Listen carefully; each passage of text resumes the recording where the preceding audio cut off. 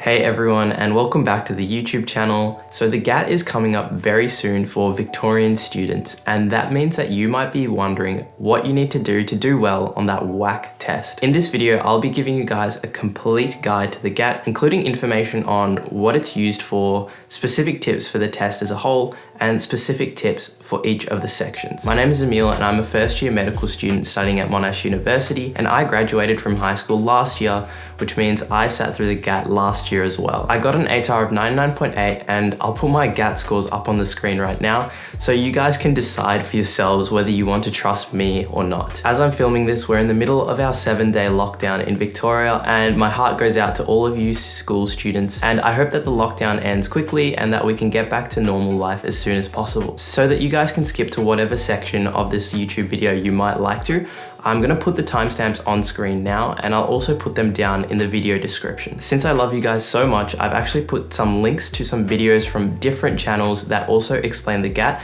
that I found really helped me when I was in year 12 and preparing for the GAT as well. Just wait a second though, because there's actually more. I myself went through the pain and misery of sitting through the GAT again after I've graduated, just so I could release a video of showing me answering a whole GAT multiple choice section live on camera. So if you guys would think that would help you to see the way that I'm thinking when I'm answering GAT questions, please check that video out. Anyway, that is enough blabbering from me, so let's get on to what the GAT is actually used for. So in general, the GAT is probably a test that you don't know too much about, and you might have heard a lot of different things from different people about what it's actually used for. However, the first thing that the GAT is actually used for is standardizing your SAC scores between schools. What this is that you might have noticed that your friend at a different school had a SAC that seemed much easier than yours. For example, they might have had an English SAC where they were allowed a quote sheet in, or they had more time, whereas you weren't even allowed a quote sheet and you had less time. Even though you might want to hate on them,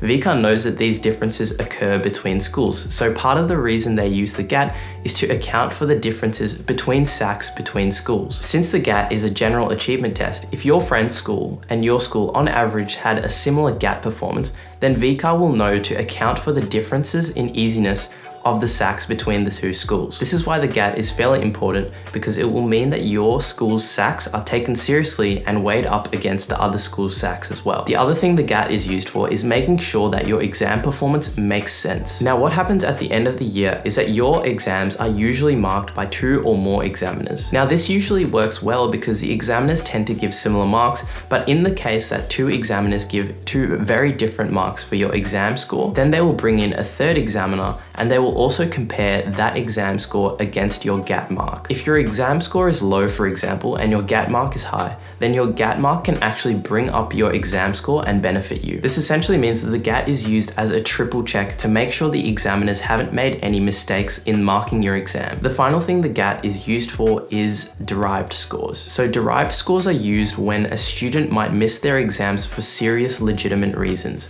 and these can be things like serious illness, injury, or mental health issues. I sincerely hope that none of you guys ever have to use a derived score, but it's good to keep that in mind because a derived score is mainly derived from your GAT mark. If your GAT marks show that you're good at English, then they'll likely derive a good English score to predict what you might have gotten on your examination. Using your GAT mark, VCAA will get an idea of how well they think you would have performed on your exams if you had been able to do them. For all of these reasons, you might very well think that the GAT is a test that you'd want to do well on, which leaves me perfectly on to the next part of this video, which is about how you should approach the GAT. The first thing I'd like to talk about when it comes to approaching the GAT is timing. According to the front page of the GAT written by VCAA, they give you 15 minutes of reading time and 3 hours to do the whole test, and they suggest that you spend 30 minutes for each of writing task 1 and 2, and then 2 hours for the multiple choice section. My first main tip for the GAT in general is that you should throw these timings out the window. Of course, feel free to do whatever you want, but I highly recommend that you actually spend more time on the writing sections because they contribute to your English mark,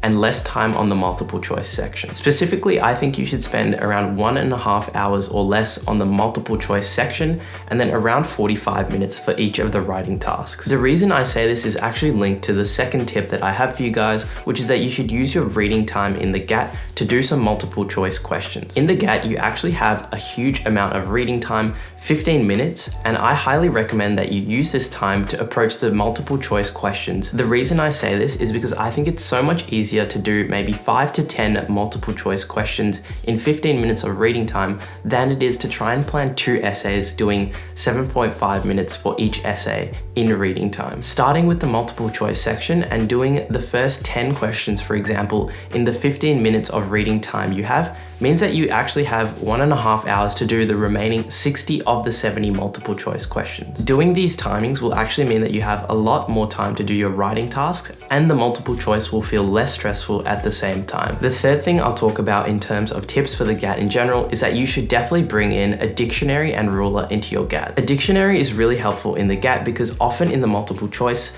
or in the writing task stimuluses, you'll get words that you might not know the meaning of. Using a dictionary in these scenarios can definitely help you to get the right answer in the first place, and they'll also mean that you're less confused while you're doing the test. A ruler is also helpful for the same kind of reason because a lot of the science questions on the GAT will have these tables and charts that you might have to read. Using a ruler to easily draw a straight line that you know is straight from the graph onto the scales is a really easy way to actually get a proper and accurate reading of the graph. All of these tips will help you approach the GAT with confidence and feel less stressed during the time you have. Alright, so let's move on to some specific tips for the English sections on the GAT. On the GAT, I actually found these sections the most difficult, and it's kind of reflected in my scores, so I don't feel too comfortable about giving too much advice. However, the best advice that I'll give you guys from my limited knowledge of the English task is that you should be original and creative without losing out on clarity at the same time. The best thing you can do for yourself in the English task is making sure that your message gets across to the marker. Once you do this, you have pretty much 80% of the marks already. The remaining 20% is just based on how well you can actually deliver this message. I actually really don't think I'm qualified to give advice for the English tasks on the GAT,